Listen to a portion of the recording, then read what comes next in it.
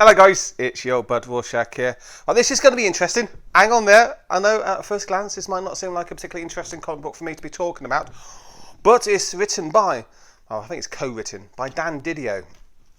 And Dan Didio, of course, is the co-publisher. There he is, with Shane Davis, whoever he is. Yeah, the co-publisher of DC Comics, along with Jim Lee, right? So I'm thinking that this is a perfect opportunity to jump right into the mind of one of the top men in DC and comics today, because after all, I'm a writer myself, and what you tend to do as a writer is you write what you know, really. At the moment, for example, I'm writing a story about a chap named Rorschach. I'm not joking, really. I'm writing a story about myself going on holiday to Whitby, where I might be meeting up with some voluptuous, busty vampires. Lucky Rorschach, eh? Lucky Rorschach, right? So what you do in your fictional work is you put like an idealised form of yourself, or a depressed version of yourself, depending on how you're feeling at that particular point in your life, and you spin a yarn. Basically, you make things happen to you that would not happen in the real world, right? So let's see what Dan Didio does with the stand-in for himself, which is obviously this very handsome man here. So this handsome man is the creator of MetalMen. MetalMen are well, there's, how many of them are there? 5 or 6, something like that. I know one of them's gold, one of them's copper, and one of them's tin. There we go. We've got lead, iron, tin, mercury, platinum, and gold. The MetalMen. My MetalMen. Okay, so we begin the book with Dan Didio. Sorry, this character here. What's his name? Will Magnus. He's a genius inventor, and he's created these MetalMen. Okay, so Dan Didio is a creative man. Of course, if you create a comic book character, you create a fictional narrative, you have given birth to new men, have you not? So what we're doing here is we're taking that concept of creativity, and in the world of the comic books, the man here, Will Magnus, has created his own MetalMen. But as with all creative endeavours, at the heart of it all, there's a bit of a fib, a bit of a lie.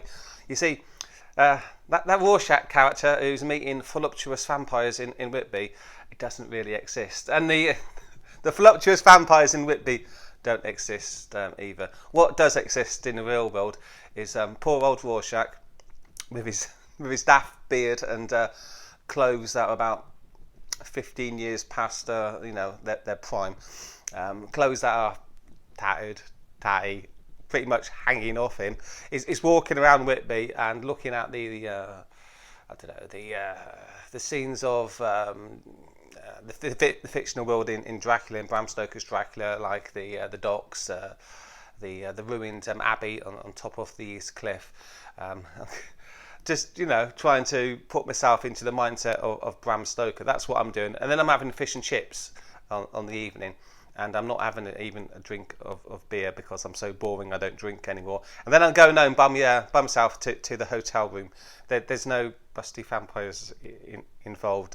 That's the truth. The vampires don't exist. It's kind of a lie. The story that I'm going to be releasing over the next few months is a lie. And it's the same with all creators. Dracula did not exist. The MetalMen do not exist. Superman, Batman, Spider-Man, none of these creatures exist. Creatures? None of these heroes, whatever. These fictional characters. None of these fictional characters exist. And though you might get awards for creating them, you know that at the heart of it, it's kind of a lie. You've just spin the yarn and hope that people will like it. So what award did Dan Didio get in the real world for his creative endeavours? Well, according to Wikipedia, he got Man of the Year in 2003 from a publication that I've never heard of. I don't blame him then for chucking the award away there with his standing character in the book. I noticed, by the way, in the story that poor Dan appears to be quite alone. He has got one friend. Is this a stand-in for Jim Lee? But the friend does not talk, and There he is talking to him. I can tell by your look you disagree. Do you?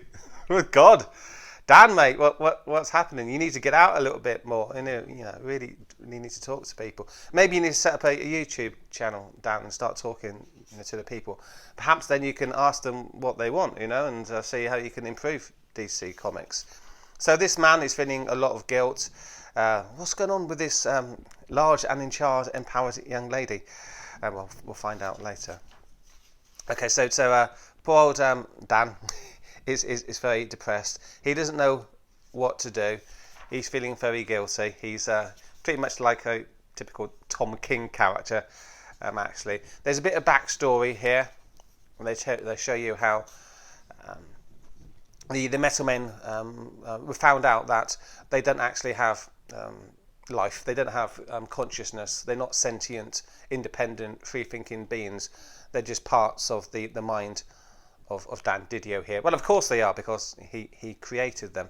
But they're very unhappy about it, because they thought they were actual free-thinking autonomous beings, and they're not. By the way, there's a theme in this book about nostalgia being probably not a good idea. The stand-in for Dan, when he's run out of ideas, doesn't really know what to do, says, well, I guess I could fall back on nostalgia. And that's when this lady contacts him and gives him another opportunity, a new leash on life. But talking about nostalgia being probably not something that's going to maintain anything in the future, just basically burning from the fuel of the past whilst not creating anything new. We got this advert here for Svengoolie, the 40th anniversary. Does anyone watching this video know who this Svengoolie is? It's not a big deal in the UK, but he's some sort of American TV horror show host, right? So it's quite ironic, is it not, that they're relying on nostalgia to reboot this Svengoolie thing. And what does Svengoolie do? Well, he shows horror movies, which again is relying on nostalgia. So this is double nostalgia. And then we've got an advert for Watchmen, more nostalgia with an added element of, well, you can tell it's 19 because she's got the badge, she's in charge. Is anyone interested in this? No. Not nostalgia with, the thing you're not allowed to talk about today. Wokeness, is that okay, Google? Can I say wokeness? Okay. So yeah, the character in the story is saying that nostalgia is kind of all you got when there's no ideas left. And what are the adverts in this book about nostalgia? And actually Dan Didio was doing an interview a few months ago where he was talking about nostalgia not being a good idea, right? So he knows. So how is he going to get a new leash on life then? He doesn't really want to do the nostalgic thing. Well, the young female editor contacts Dan and says, we're doing this metal thing. Remember the metal event, Dan?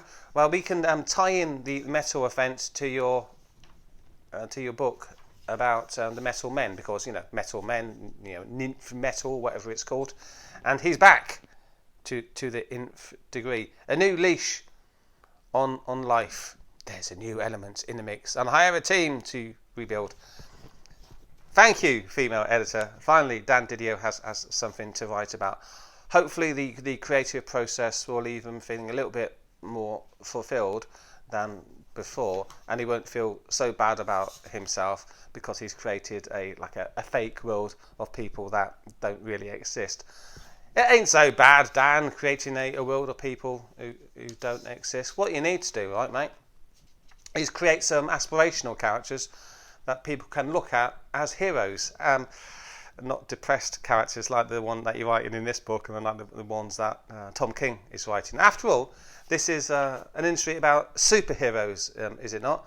Why don't you give us some superheroes, some great guys, the embodiment of what we could be, rather than broken, depressed, insecure man like this guy here? Then maybe after the creative process, you won't feel so guilty about what you've produced. Okay, that's my thoughts on MetalMen. If you read the book, what did you think of it? Please let me know in the comments down below. And DC Comics, we've Dan Didio and Jim Lee in charge really need to go back to the core elements. Core elements, see what I did there with the metal thing, which made superheroes so popular in the first place. What you do is you give an idealized form of masculinity to young boys. A young boy will read a comic book and go, wow, I really want to be that guy when I grow up. No one's going to be reading this comic book and saying, I want to be that guy when I grow up. That's the problem that DC's got at the moment, and it's a problem that could be easily solved. It would make the readers happier, and it'd make people like Dan Didio happier as well. Okay guys, that's it for me for the time being. Please like and subscribe to the channel if you'd be so kind. Cheers, take care, and I'll catch you all later. Bye.